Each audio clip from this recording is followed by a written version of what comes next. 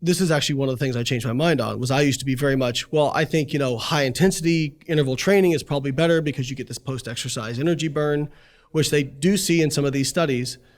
But in the kind of meta-analyses and like more tightly controlled studies where they equate work between high intensity intervals and moderate or low intensity cardio, so equating work, they don't see differences in the loss of body fat. And so to me, if I'm looking at, that's the example of a mechanism, which is, okay, we're seeing this small increase in basal metabolic rate that should lead to increased loss of body fat. But again, remember, you're capturing a snapshot in time, right? But we don't see a difference in the loss of body fat. So what may be happening, and again, I'm just speculating, but a way to explain it could be, you might have an increase and then you might actually have a decrease that tends to just kind of wash it out, right? I see.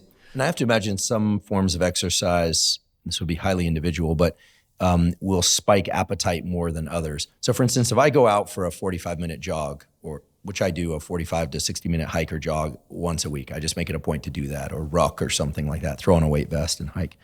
After that, I find I'm very thirsty, I want to hydrate, but I'm not that hungry. Mm-hmm. And that's true of most all cardiovascular exercise for me. But after I weight train, about 60 to 90 minutes later, I want to eat the refrigerator. And so obviously calories in, calories out dictates that will play an important role as to whether or not I gain or lose weight, et cetera. So is it safe to say that the specific form of exercise that people choose needs to be taken in consideration of calories in, calories out? So how much is burned during the exercise? Also, how much that exercise tends to stimulate appetite. I don't know whether or not people explore this in the rigorous studies. Yep. And whether or not that form of exercise actually increases lean muscle mass or not. So now we've taken exercise and split it into a number of different dimensions, but this is what you are so masterful at, is really parsing how the different components work individually and together.